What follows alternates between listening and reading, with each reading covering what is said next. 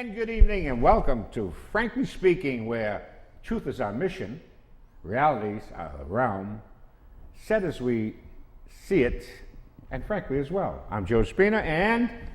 Paul Crowley. Hi Joe, how are you this week? I'm fine. I'm Semitically challenged, however, but we'll get into that in a little bit. Let's get right to the top, right? Okay. For whom the bells toll, which is going to happen to you, all of us at some point, hopefully. Tim Ring, a popular teacher at Lynnway High School, just retired this year after 39 years. Now, 39 years, yeah. Wow. And I had him as a student. What's that tell you? Okay. And you're still around? I'm still around, yeah. That's a good sign. But yeah, right? he did 39 big ones, 16 up in English high school. But what's important, he was always engaged in, you know that place on Monroe Street? Was it Monroe Street? The museum for the Civil War, whatever. Oh no, that's GAR? on Liberty GAR? Street. No, it's the GAR building. GAR, yeah. And so he was heavily involved in that, and he had a course that he taught at English high school, which is history of the city of Lynn. Right. Fascinating course. For you folks at home, if you haven't been to the GAR building, which stands for the Grand Army of the Republic, a couple points. First of all, it's one of only two in the country, I believe, and it has extraordinary relics from the Civil War and other wars involving the Grand Army. And Tim, you know, seriously, Tim was involved in that, and I wish you a great retirement, Tim. I know the kids loved you, and you know the city's going to be at a loss to a point, but time goes on. Right. Now, whether you realize this or not, there's a red light on the Lynnway. There's a red light on the Lynnway. There's a red light on the Lynnway. There's a bunch of them. I get stuck in it all the time. Yeah, but this one, it has to do with development. In fact, you know Logan Furniture? Yes. Well, apparently, somebody from Everett, I'm not quite sure, but someone from Everett wanted to put in a used car lot, or used cars on that location, and apparently the Inspector Services Department, according to Michael Donovan, said, well, you can't do that. We have a new city waterfront zoning which prohibits car dealerships on the Lynnway. I never heard of it, did you? I helped write it. You did? When I was on the city council. So, how come Honda is on? Well, the zoning overlay created in 2007-ish, 6 and 7. We're working on it in that time frame.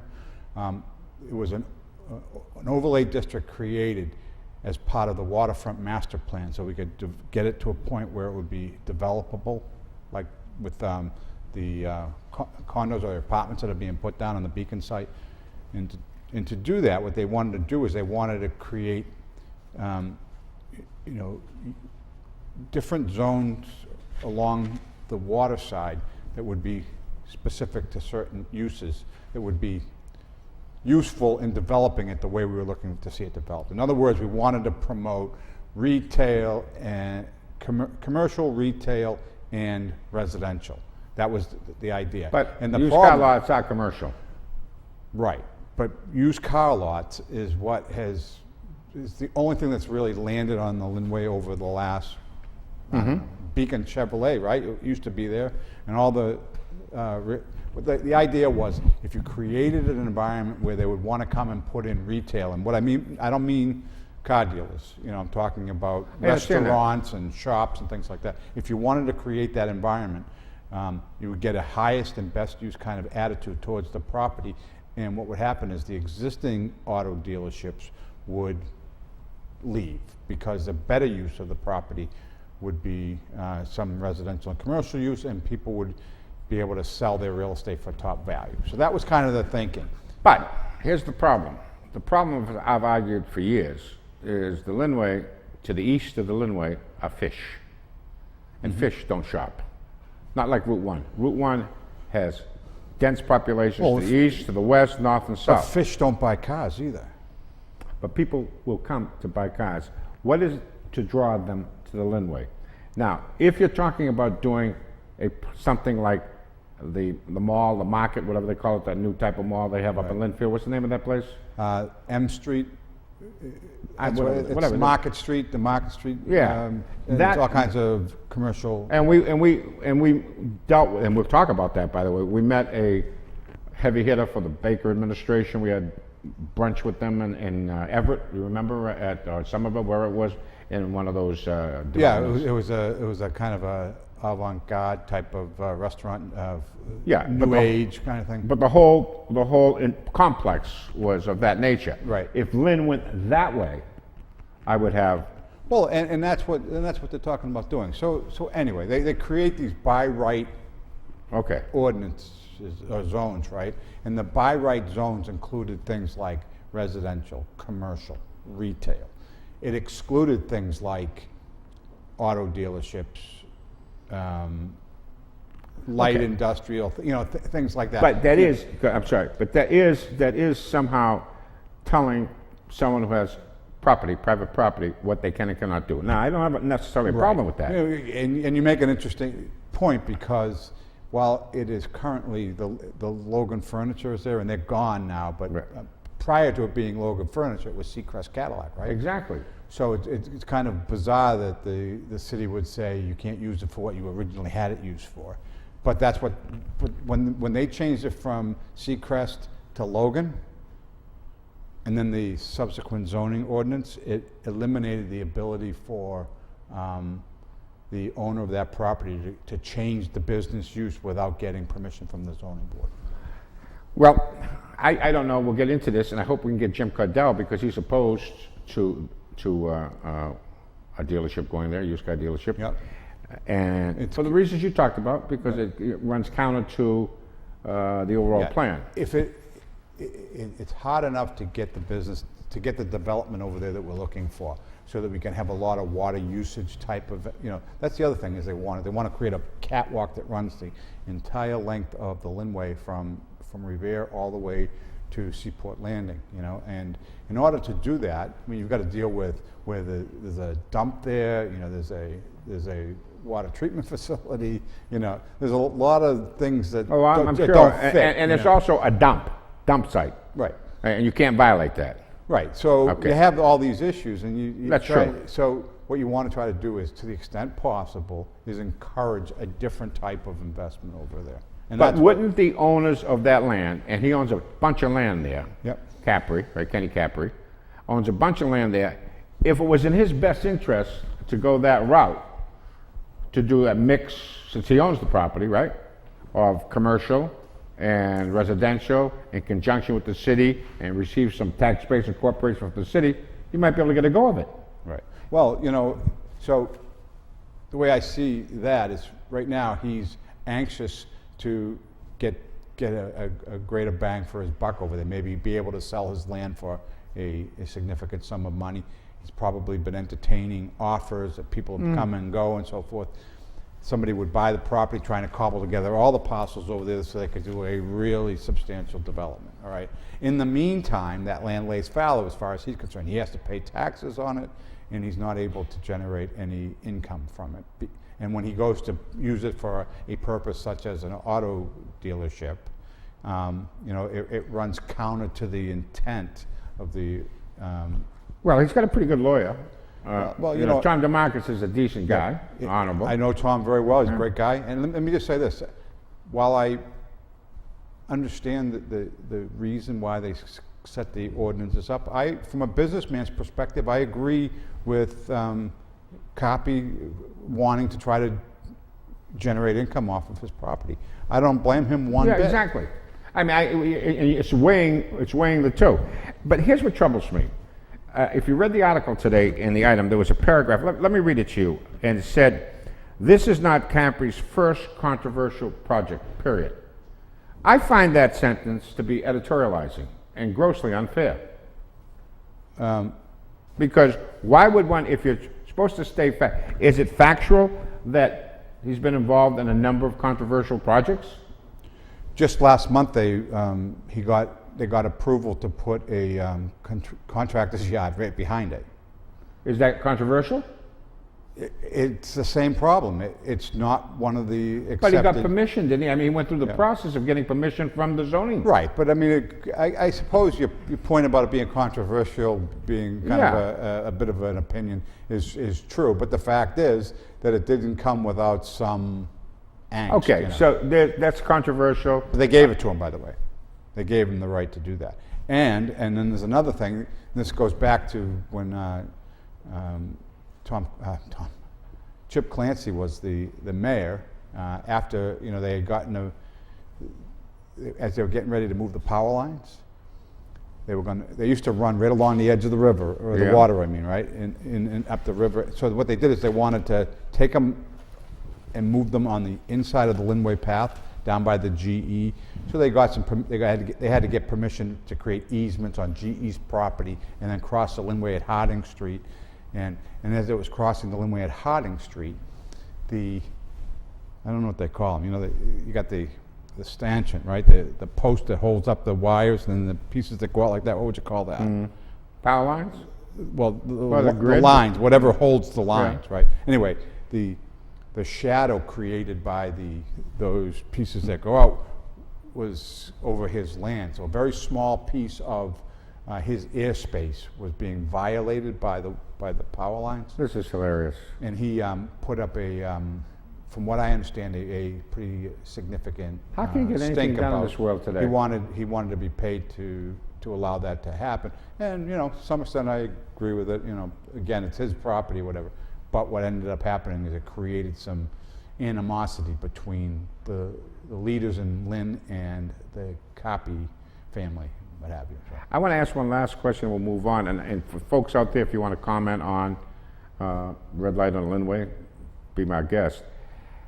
We, meaning the city of Lynn, I suppose, right? We could have they're looking to have real development along the waterfront. That's Jim Cordell talking about. We're looking, meaning the city, to have real development along the waterfront. That's an open-ended thing. What is real development? Who defines that? The waterfront master plan. So that's defined by others. Well, it was designed and developed by a consultant working on behalf of the city council and the mayor at the time. So it's a quote-unquote plan, an idea? Yep. All right, so it's an act, a work in progress. It's not definitive. It's a concept that could or could not work, but...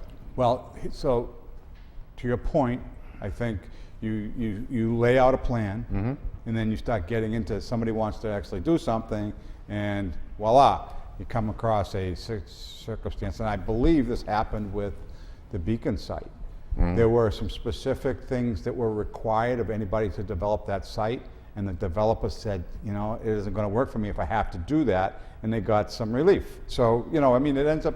Yeah, those things are called variables. Right. See, people always like to say, I have a plan. In this presidential election, I have a plan. My plan for this, I have a plan for this. I'm going to cure all ills. Right. I have the cure for cancer, right? I have a plan.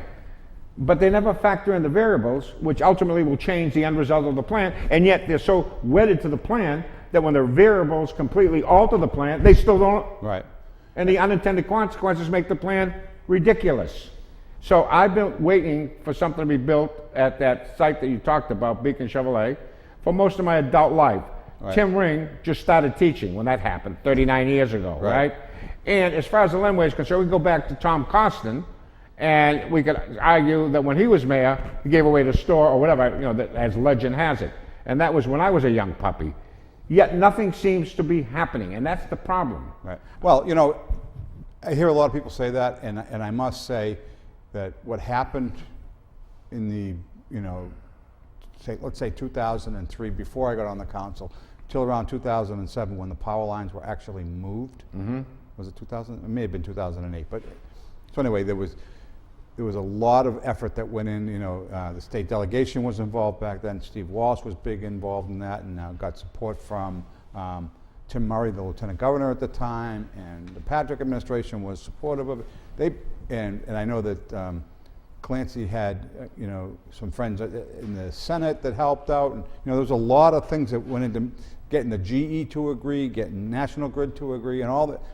So that particular event where they actually got permission to move the power lines, got all the players involved, and the power lines were actually moved. As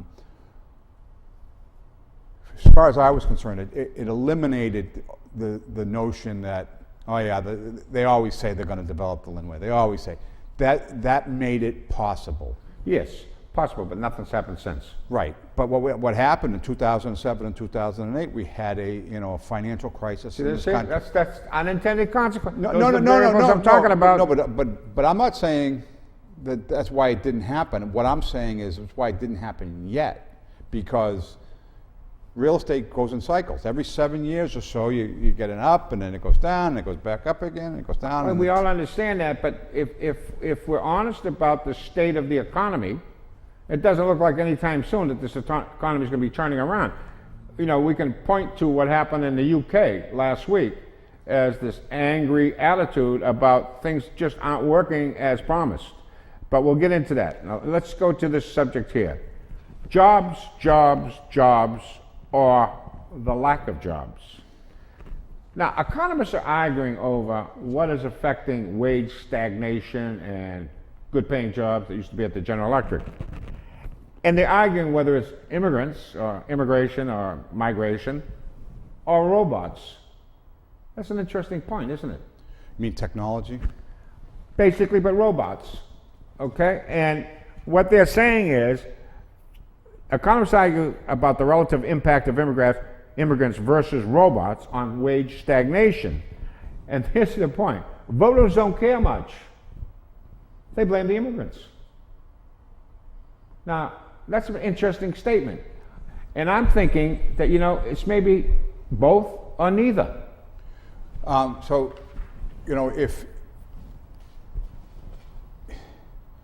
If somebody is, quote, blaming somebody, right, and they blame the immigrants, I know that the left will argue that Donald Trump is blaming the immigrants for all of our woes and so forth.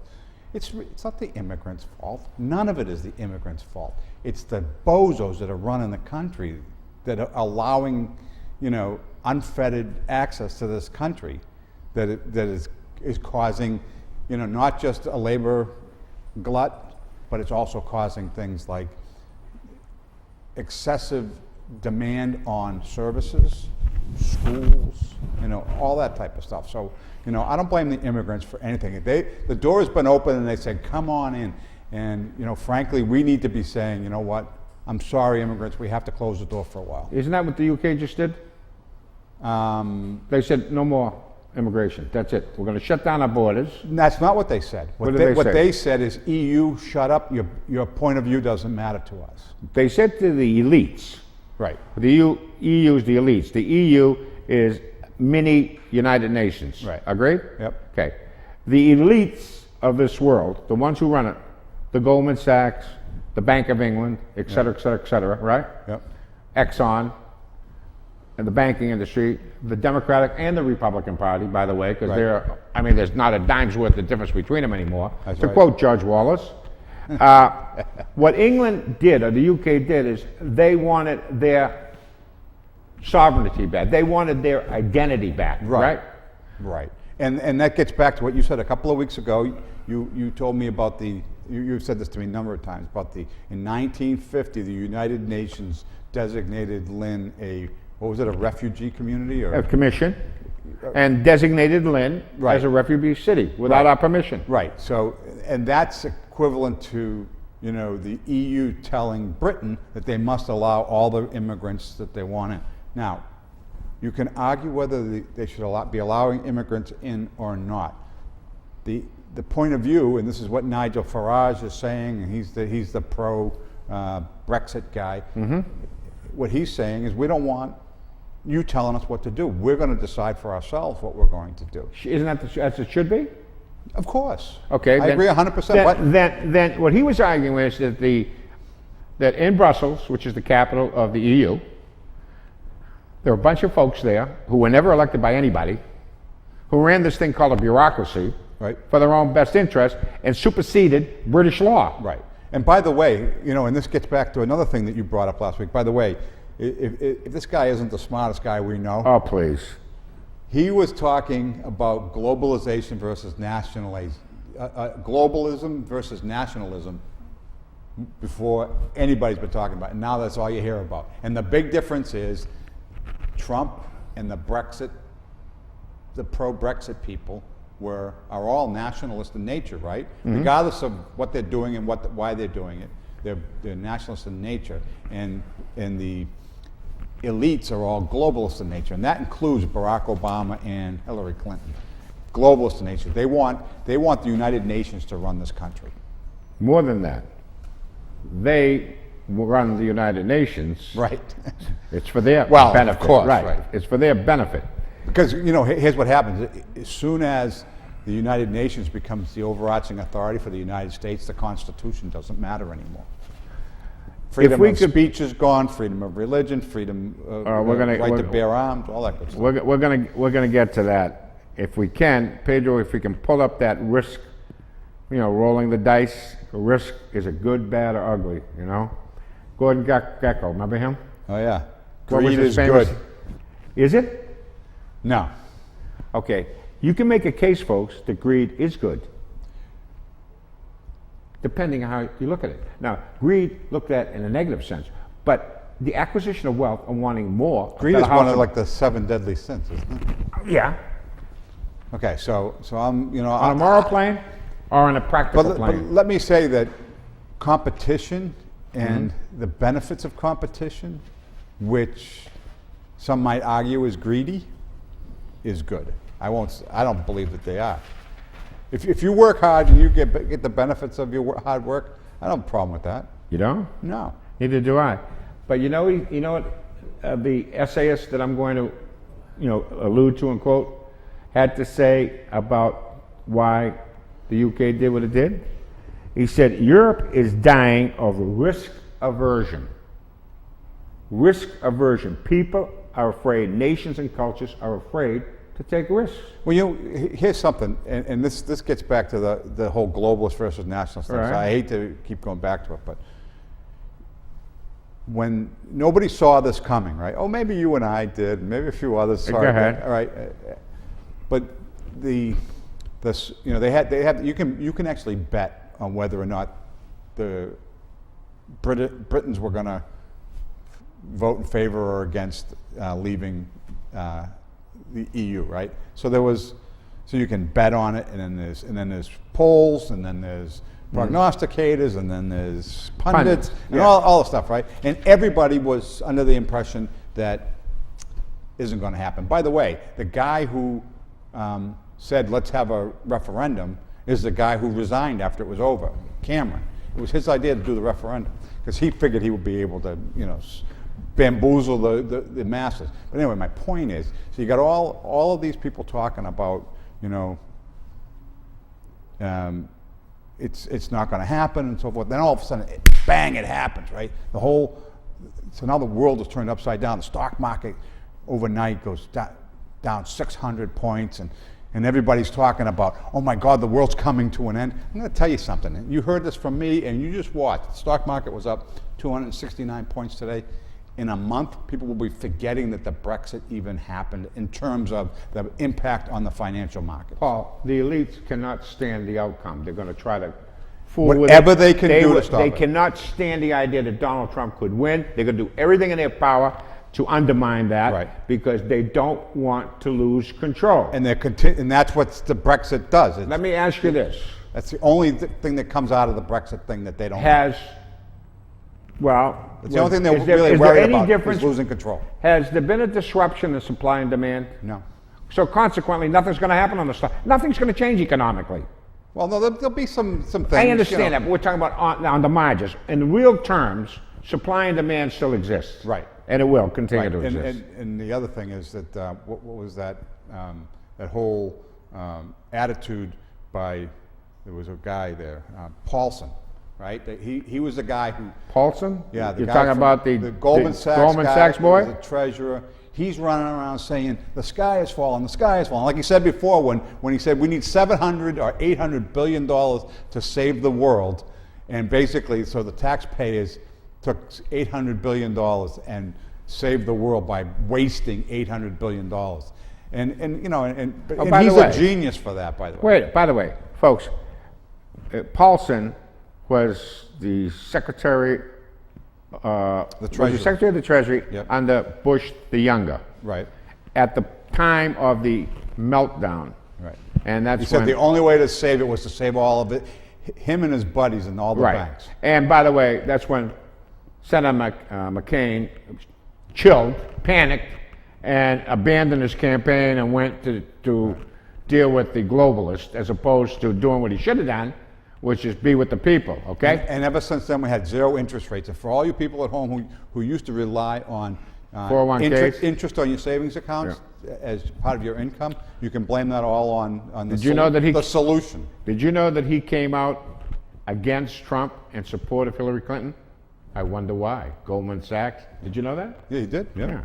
So you notice the Globalist. You know all the globalists. Globalist. All the globalists are coming out against him, against the Brexit. fellow in Britain. What was his name? Nigel Farage. Yes, who was spectacular the other day and giggled at all of them and said he is just unbelievably ecstatic, about the result. And we should be, because what has happened is, when we had that chart last week of comparing globalism with nationalism, the key point is under nationalism, the primacy of the individual, freedom and liberty of the individual. You are not subject to political correctness or being part of a herd and not being able to distinguish yourself from another. Therefore, you have innovation. Therefore, you have entrepreneurship. Therefore, you elevate the human condition. Right. Conversely, if you have globalism, the exact opposite, and it's all about the collective, and it's what's good for one is only good if it's good for everybody. Culture is static. Culture does not like change. And they have a culture of brie and chablis, and they are nice little padded communities, right? Gated communities. They don't want change. Those change agents, if you're talking about a change agent, it is, look, what happened on the Supreme Court in the last week or so is significant. Yep. It's going to affect all of us negatively or positively, mostly negatively, for generations. This election, if anything, anybody sits down there looking out for their best interest, they got to understand the Supreme Court is significant. Who gets to appoint who? Right. You better think of that, along with the trade renegotiation, trade deals. And to be clear, what you're saying, and I think this is exactly true, is if you believe that globalism is the way we need to go, Hillary Clinton is your candidate. But if you believe nationalism is the way to go, regardless of how you feel about the man and his personality, you've got to go with Trump. Let me read what my boy Spengler, that's his pseudonym, taken off from Oswald Spengler, had to say about what took place. He said, the consequences of what happened in the UK will be neutral or moderately negative in the short term. However, he said, for both good and evil, the British once were the world's preeminent risk takers, innovators, tinkerers, entrepreneurs, builders, adventurers, traders, imperial conquerors. Their enterprising spirit put nearly half the world under their rule before the empire crumbled. One can find odious apologies for the British Empire vis-a-vis Barack Obama, and nevertheless acknowledge that the British had real grit.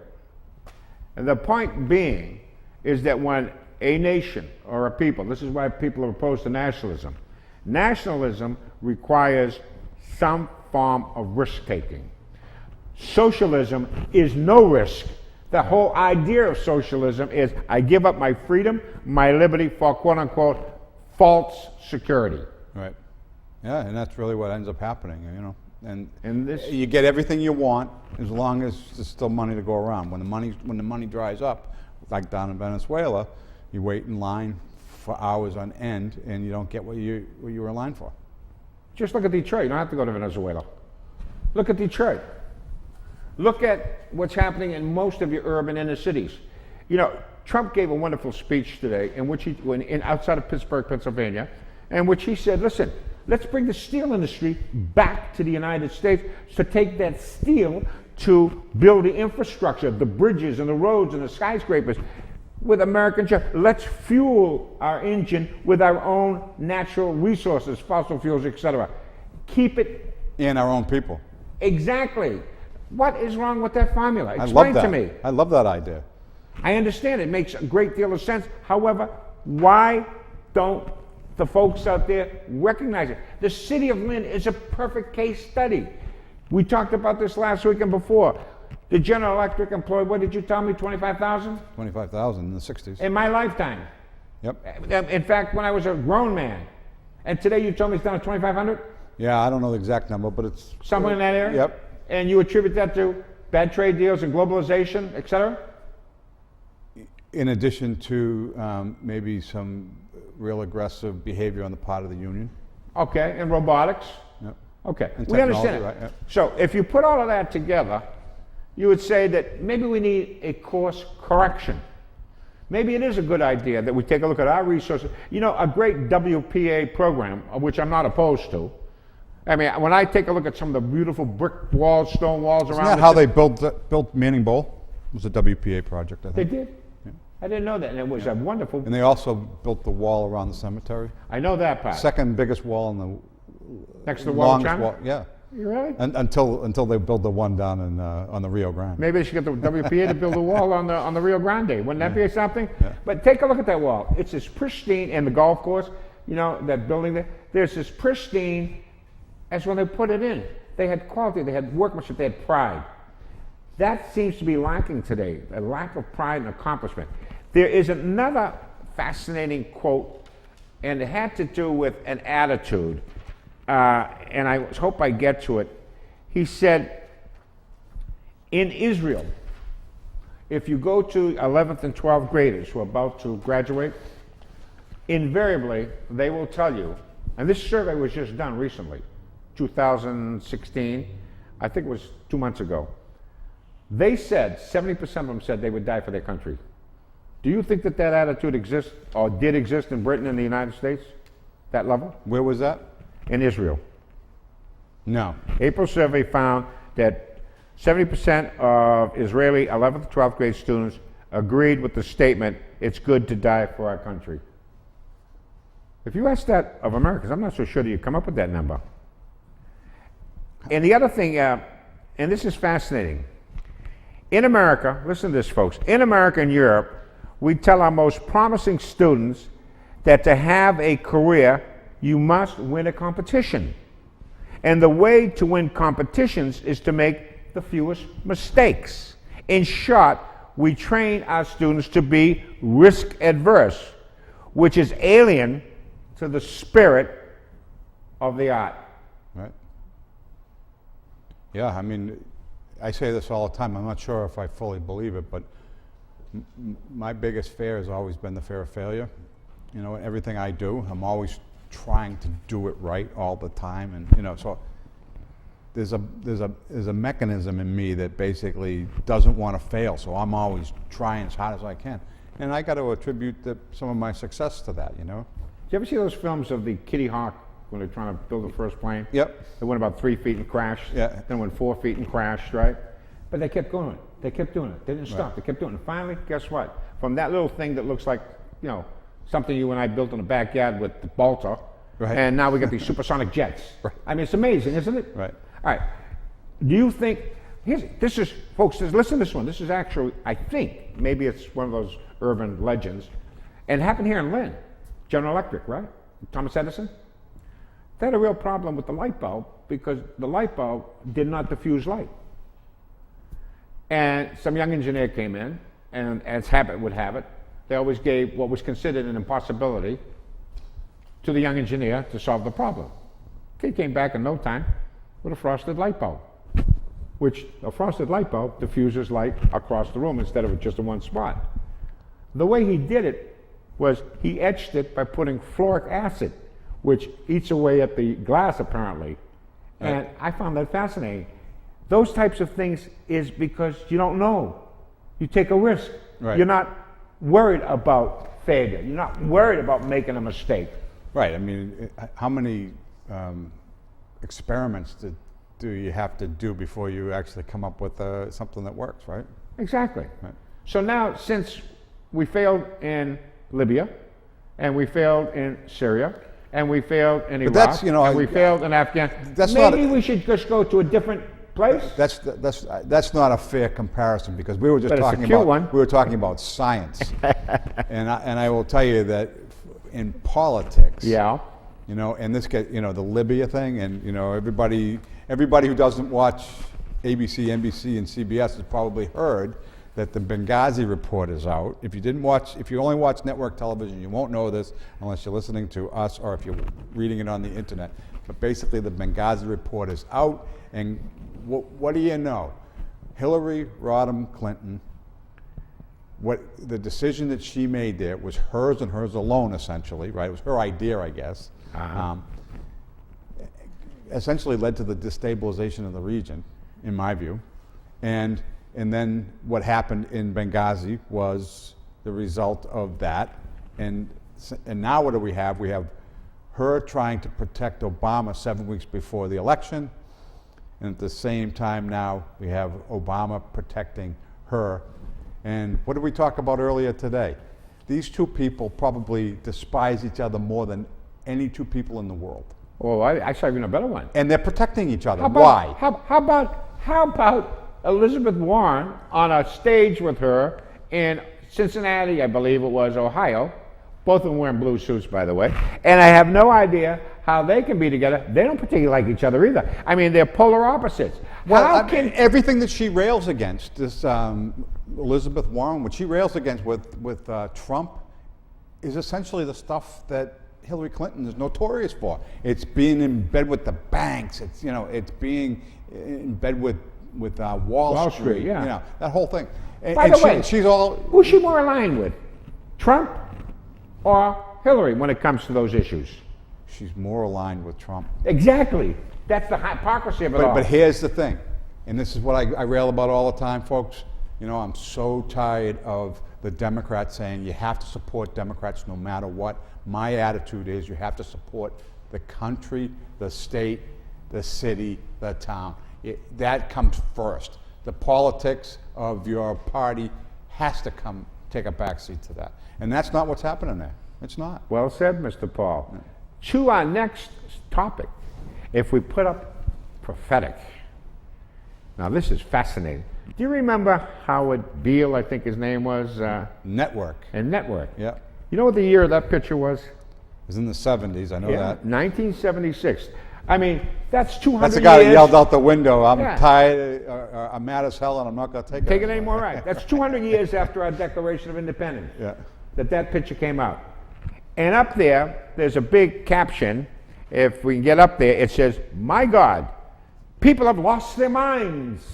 He says, why would a government that has been killing innocent people all over the globe be interested in your well-being just because you happen to live in their geographical rule, disarm you for your safety while arming the hell out of themselves. Does that sound familiar? You know, what's funny is, I mean, that's 40 years old, but you know, if you told me that was said by somebody today, I would have to agree with you. It's exactly what's going on today. No kidding. Right. You know, exactly what's going on. Right. They're telling, we got to get rid of our Second Amendment, but meanwhile, what's the federal government doing? Right. It's arming like crazy. Do you know the Social Security Administration spent $500,000 this year buying guns, bullets, and defensive, like, armor and stuff? Before the farmers go after them with the pitchforks? Social Security. Oh, yeah. The federal, the agricultural people, what is it? AG, anyway, the agricultural people, they spend that's close enough. Millions. What do they need it for? I mean, they had a list of all these otherwise thought of as benign government agencies that are arming themselves to the teeth. For what? For what? They've been having all types of problems out there in the western lands. Now, they shooting up each other out there in the Wild West, but nobody wants to talk about it. Nobody wants to talk about a lot of things that are happening, Paul. They're not very nice. And if there's anything that's not happening, and I'm going to say this, folks, remember Superman? You know, the only thing that could kill Superman was kryptonite. Yep. And I got to tell you something, truth is kryptonite to any of these folks in Washington, D.C., and especially Hillary Clinton. Yeah. If you bring any truth near her, she withers. I mean, she can't deal with the truth. Right. Not can Elizabeth Warren, because I think she says how. I don't know. She claims she You hear does. about Scott Brown? No. Senator Brown? Senator Brown basically called her out and said, He wants Elizabeth Warren to do a DNA test to prove that she's an Indian. Why not? Why not? You know, if you know that sound of the phone ringing, can you hear the phone ringing? No, you're talking about the reset. She's not calling anybody to say I'll do it. The reset. Do we have Pedro? Is, by the way, folks, Pedro and Dave, absolutely outstanding. Aren't they? Yeah, they truly are. They want us to talk more about Lynn, though. Forget about us. Yeah, they do, but we'll get to that. We've been doing pretty good. I thought we hit it pretty good in the beginning, right? Yeah, we're going to go back to Lynn. Don't worry about it. Everything's related to Lynn anyhow. Do we have that other Howard Keel thing? No, not that. In 1981, I believe Bill Casey, you and I talked about it last week, was under Ronald Reagan, and he was the CIA director. Exactly. He had a wonderful, wonderful statement. I don't know if we have it up there, but it had to do with, and they do have it, it has to do with disinformation. Do you remember that? Yes. Basically what he was saying is we've done our job completely when everything that we say is a lie and everybody believes it. Yeah, becomes a reality. Our disinformation becomes a reality. Right. Now, that was 5 years after Howard Beale came out with, hey, you know, watch out. They're taking our guns. What makes you think they're going to be interested in you when they're killing people all over the place? They're grabbing your guns, and meanwhile, they're arming to the teeth. Right. 5 years later, bingo, comes out CIA director who's telling you the same thing. They're leading us like sheep. That's why Britain, UK took a hike. They don't want to be sheep. Right. Neither do I. Right. Do you want to be sheep, folks? Well, you know that, I have to say this because I was reading this somewhere about the AK-15 or the AR-15. That's the weapon, the rifle that was used in the Pulse thing down in Orlando. That was one of the weapons. Yeah. They call it a weapon of war. They call it a weapon of war. But they also say that it's an automatic weapon, and they try to compare it to the AK-47. Now, the AK-47, that's a weapon of war. You know, you pull the trigger, and they just keep coming, like 60 rounds a second type of thing. An AR-15 is just like it's like a handgun. You have to pull the trigger, and you get one bullet. You pull the trigger again, you get another bullet. Pull the trigger again, you get another bullet. Same as a handgun. But because it has a kind of a menacing look to it, they're calling it a weapon of war and an assault weapon and all that kind of stuff. So, you know, I think it's important that people understand that that's a case of misinformation where they are saying that the weapon used... Disinformation, yeah. The weapon that they used was all about... was just a normal, they call it a semi-automatic weapon, just like a handgun, and they're treating it for the purposes of their own narrative as a weapon of war. By the way, those AR-15s wouldn't last 5 minutes in a war zone over in Iraq or Syria with an AR-15. So get off the crap, liberal left. Ooh, Howard Beale. You know, I have to say this. I think a big rock and a big stick is a weapon of war. And that's how it all started, folks. We just perfected it. And by the way, you notice that no one ever talks about the Boston bombing when they talk about terrorism. You know why? Because they didn't use a gun. Exactly. Exactly. Right now over in Turkey, as we speak, they're going boom, boom. Right. You know, 2 bombs went off there. It's happening all over the world. Why, folks? Because we have become risk adverse. You know what risk adverse means? It means we got fat, lazy, and weak. Yeah. As they said, the Germans have forgotten how to fight. That's why they're streaming into Germany, right? And the British said, we don't want that. And we have a little barrier, we have a moat called the English Channel, and they can't get across there if we don't want them to get across there. Right. And you down there in Brussels aren't going to tell us that we have to take them. Because London, my friend, the only place outside of Scotland, the only place that, well, I think Northern Ireland may have, voted to stay, London is unrecognizable because in London, nobody assimilated. They live in London, they're British subjects and citizens, however, they've maintained Pakistan or they've maintained their West Indies culture. Yeah. They have not become British. London is the biggest city in Europe, right? By far. Right, and its mayor is Muslim. Who, by the way, if you want to know and he wants to secede from Great Britain now. Well, he turned around and he did not like the sexy images on the metro. Well, that was one thing. And by the way, he's no fan of homosexuality. But this is gay rights and gay marriage. In response to the Brexit, he announced that all of the people that Britain is saying we don't want you, they can come to London, but they just can't go to the rest of the. Really? Well, how about if all of a sudden the people of London or of the UK or England, if it comes down to that, tell him, you take a hike. Right. How about we're going to send them? See, this is where I have a problem. I mean, I love immigrants. I'm an immigrant. You're an immigrant. Everybody here is an immigrant. Right. Or from immigrants, right? Yeah. Yeah, that's not the problem. It's the knuckleheads running the show. Of course. And they're letting people in. Look they're sending folks to Idaho now with tuberculosis. What? We had cured these things. We have diseases coming in left and right. Nobody talks about it. We have Zika. Oh, they don't even want to go to the Olympics. And men don't get pregnant. So it's not like they're going to have kids with, birth defect. But they're not going. The golfers aren't going. I know McIlroy said, see you later, I'm not going. I'm not taking a chance. And yet we're letting people in here, it's unfeathered, with all types of exotic ailments that we have long ago been able to harness, that we have no defense mechanisms for now. There are new strains of viruses coming in. Nobody talks about that. These are health risks of significance. Right. And there was a time when there was nobody, you would not be allowed in this country unless you were fully immunized and free of all illnesses, right? That's Ellis Island. They put my mother and father in a cage there for a couple of days while they gave me examinations and inoculations and all the rest of this stuff. They don't let you in. Now you just come right across. Plus, they give on the way in, they give you some coupons and food stamps and a license to drive. I mean, speaking of which, isn't an automobile a weapon of war? It's an assault weapon, that's for sure. Yeah. If you well, want aren't they using car bombs and stuff like that? A crock pot is a weapon of war. Yeah. Anyway, we got some wrap-ups to do here in some of the comments. Yeah. And by the way, folks, we welcome your comments. On Facebook. You might be happy with them. Before you read your comments, I have to clear one thing up, if you don't mind, Paul. I absolutely adore one of our fans, so to speak. I hope you're our fan. Ralph, I must say this. I really appreciated what you wrote, and thank you for the kind words. You took me to task for something I said last week regarding Islam as being an offshoot of Christianity. My error was I didn't frame it properly.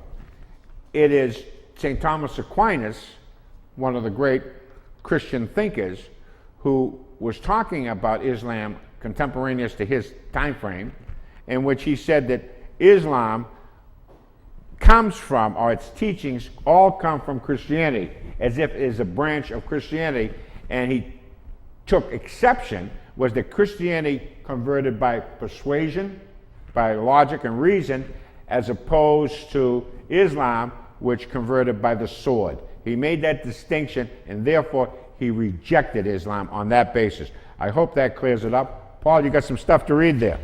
It's not on here, but I do want to encourage everybody to like us on Facebook. It says LCTV. You go to .org. And and we love to hear your comments, see your comments. So please let us know what you think of the show. Are we talking too much of this stuff about Brexit or not enough? Or tell us what you think. We'd love to hear it. Yeah. Right? Absolutely. Is Joe giving me enough airtime? I want to know. What's that say there? Okay, so we've got, this is one of the comments. We blocked out the commentor, but I will read the comment. This is about the ferry and then about the marijuana dispensaries. I would have loved to have a full-service ferry this year. I was never able to use it because I'd only be able to use it on the weekends, and the schedule never worked for me. I feel like the economic benefit to the Lynn community would be huge, especially with the waterfront finally being developed. Wait a minute, you got a flash to make, and I can attest to it.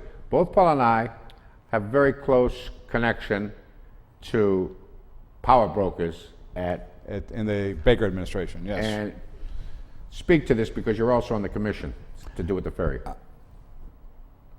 The mayor was on vacation. Mm-hmm. Now that she's back, I've been instructed by the assistant commissioner for the Seaport Economic Commission to reach out to the mayor.